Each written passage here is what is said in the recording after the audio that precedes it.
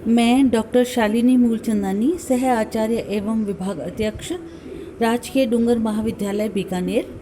आज हम बीए तृतीय वर्ष के प्रथम प्रश्न पत्र आधुनिक काव्य में के तहत प्रसिद्ध छायावादी कवित्री महादेवी वर्मा पर चर्चा करेंगे।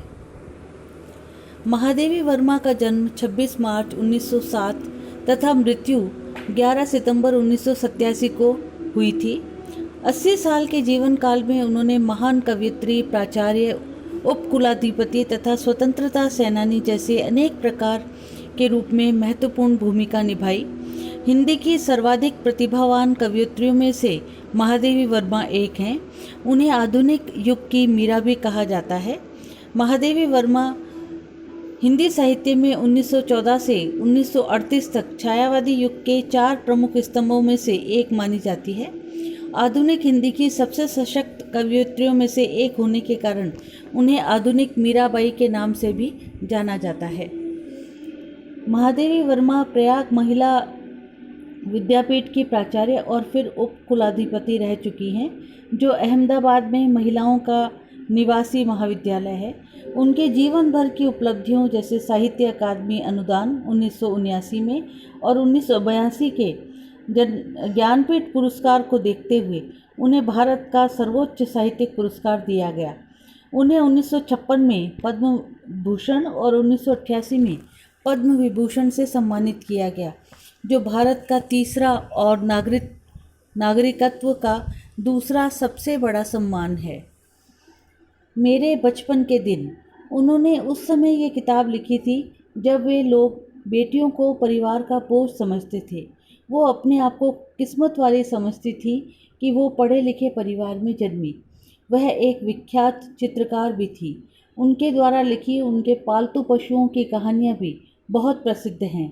महादेवी वर्मा इलाहाबाद यूनिवर्सिटी के भूतपूर्व छात्र एसोसिएशन NCR गाजियाबाद की ओर से गरिमा प्राप्त अतीत के व्यक्ति की 42 सदस्यों की सूची में शामिल किया गया।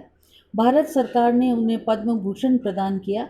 वो पहले महिला हैं जिन्हें 1979 में साहित्य अकादमी अनुदान का पुरस्कार दिया गया। 1988 में भारत सरकार ने उन्हें पद्म विभूषण प्रदान किया, जो भारत सरकार का दूसरा सर्वोच्च नागरिक सम्मान है। महादेवी वर्मा की शिक्षा इंदौर में मिशन स्कूल से प्रारंभ हुई और साथ ही संस्कृत, अंग्रेजी, संगीत तथा चित्रकला की शिक्षा उन्होंने अपने घर पर पूरी की थी।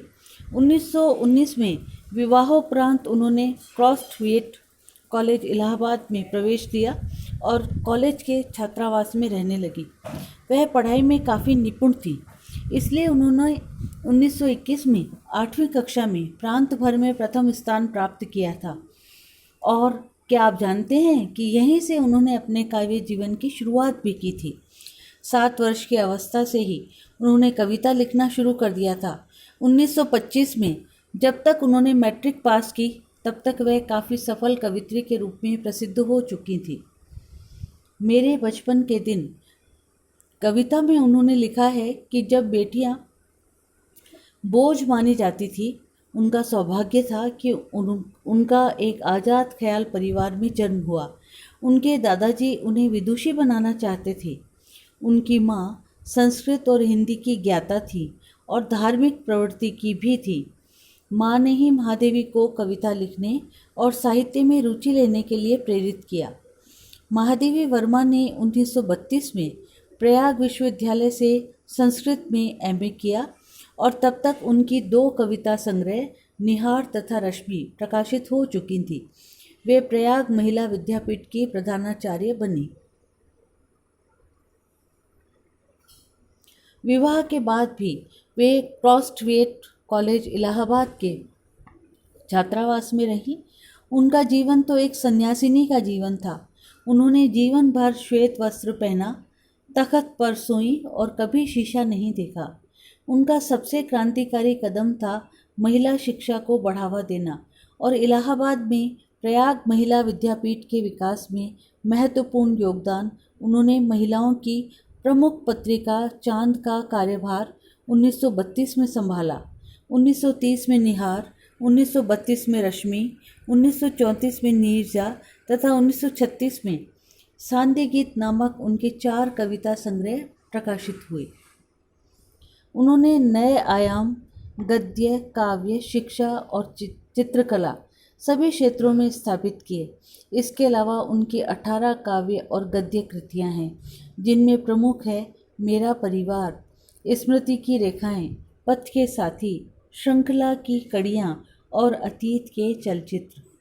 उन्होंने इलाहाबाद में साहित्यकार संसद की स्थापना 1955 में की थी। भारत में महिला कवि सम्मेलनों की नींव भी उन्होंने ही रखी और 15 अप्रैल 1933 को सुभद्रा कुमारी चौहान की अध्यक्षता में प्रयाग महिला विद्यापीठ में पहला अखिल भारतवर्षीय कवि सम्मेलन संपन्न हुआ। क्या आप जानते हैं कि महादेवी वर्मा बौद्ध धर्म से काफ़ी प्रभावित थी। महात्मा गांधी के प्रभाव से उन्होंने भारतीय स्वतंत्रता संग्राम में भी हिस्सा लिया था। उनको मॉडर्न मीरा भी कहा जाता है।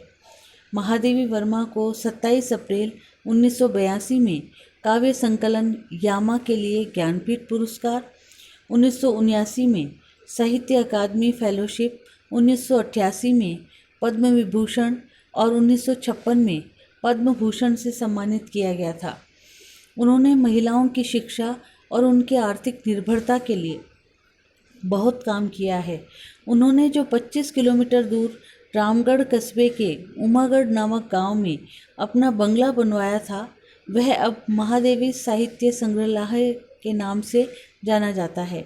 उन्हें समाज सुधारक भी कहा जाता है, क्योंकि जिस तरह से उन्होंने महिलाओं के अधिकारों और जन सेवा के लिए काम किया है, वह सराहनीय है।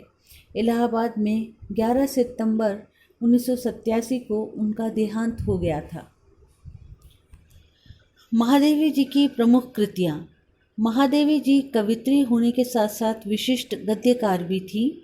उनकी कृतियाँ इस प्रकार हैं: कविता संग्रह निहार 1930 में प्रकाशित, रश्मि 1932 में, नीरजा 1934 में, सांध्य गीत 1936 में, दीप शिखा 1942 में, सप्तपर्णा अनुदित 1959 में, प्रथम आयाम 1974 में, अग्निरेखा 1990 में। श्रीमती महादेवी वर्मा के अन्य अनेक काव्य संकलन भी प्रकाशित हैं, जिनमें उपर्युक्त रचनाओं में से चुने हुए गीत संकलित किए गए हैं, जैसे आत्मिका, परिक्रमा, संधिनी, यामा, गीत पर्व, दीप गीत, स्मारिका, नीलांबरा और आधुनिक कवि महादेवी आदि। महादेवी वर्मा का गद्य साहित्य भी काफ़ी प्रसिद्ध है, काफ़ी लोकप्रिय है। उनके रेखाचित्र हैं अतीत के चलचित्र 1941 और स्मृति की रेखाएं 1943। संस्मरण में उन्होंने पथ के साथी 1956 में लिखा और मेरा परिवार 1972 में और संस्मरण 1983 में। चुने हुए भाषणों का संकलन संभाषण 1974 में प्रकाशित हुआ। निबंध में श्रृंखला की कड़ियाँ 1942 में, विवेचनात्मक गद्य 1942 में, साहित्यकार की आस्था और अन्य निबंध 1962 में, संकल्पिता 1969 में प्रकाशित हुए। ललित निबंध क्षणदा 1956 में प्रकाशित हुआ और उनकी कहानियाँ गिल्लू। संस्मरण, रेखाचित्र और निबंधों का संग्रह हिमालय 1963 में प्रकाशित हुआ। अन्य निबंधों में संकल्पिता तथा विविध संकलनों में स्मारिका, स्मृति चिन्ह, संभाषण, संचयन, दृष्टिबोध उल्लेखनीय हैं। वे अपने समय की लोकप्रिय पत्रिका चांद तथा साहित्यकार मासिक की भी संपादक रही। हिंदी के प्रचार प्रसार के लिए उन्होंने प्रयाग में साहित्यकार संसद और रंगवाणी नाट्य संस्था की भी स्थापना की। महादेवी वर्मा का बाल साहित्य भी बहुत प्रसिद्ध है। महादेवी वर्मा की बाल कविताओं के 2 संकलन छपे हैं, जो हैं ठाकुर जी भोले हैं, आज खरीदेंगे हम ज्वाला। महादेवी वर्मा को विभिन्न पुरस्कार और सम्मान से भी सम्मानित किया गया। उन्हें प्रशासनिक, अर्ध प्रशासनिक और व्यक्तिगत सभी संस्थाओं से पुरस्कार और सम्मान मिले। 1943 में उन्हें मंगला प्रसाद पारितोषिक एवं भारत भारती पुरस्कार से सम्मानित किया गया। स्वाधीनता संग्राम के बाद 1952 में वे उत्तर प्रदेश विधान परिषद की सदस्या मनोनीत की गईं। 1956 में भारत सरकार ने उनकी साहित्यिक सेवा के लिए पद्म भूषण की उपाधि दी। 1979 में साहित्य अकादमी की सदस्यता ग्रहण करने वाली वे पहली महिला थी। 1988 में उन्हें मरणोपरांत भारत सरकार की पद्म विभूषण उपाधि से सम्मानित किया गया। सन 1969 में विक्रम विश्वविद्यालय, 1977 में हुमायूं विश्वविद्यालय नैनीताल, 1980 में दिल्ली विश्वविद्यालय तथा 1984 में बनारस हिंदू विश्वविद्यालय वाराणसी ने उन्हें डी.लिट की उपाधि से सम्मानित किया। इससे पूर्व महादेवी वर्मा को नीरजा के लिए 1934 में सक्सेसरिया पुरस्कार, 1942 में स्मृति की रेखाओं के लिए द्विवेदी पदक पुरस्कार प्राप्त हुआ। यामा नामक काव्य संकलन के लिए उन्हें भारत का सर्वोच्च साहित्यिक सम्मान ज्ञानपीठ पुरस्कार प्राप्त हुआ। वे भारत की 50 सबसे यशस्वी महिलाओं में भी शामिल हैं। 1968 में सुप्रसिद्ध भारतीय फिल्मकार मृणाल सेन ने उनके संस्मरण वह चीनी भाई पर एक बंगला फिल्म का निर्माण किया था, जिसका नाम था नील आकाशेर नीचे। 16 सितंबर 1991 को भारत सरकार के डाक तार विभाग ने जयशंकर प्रसाद के साथ उनके सम्मान में 2 रुपये का एक युगल टिकट भी जारी किया था।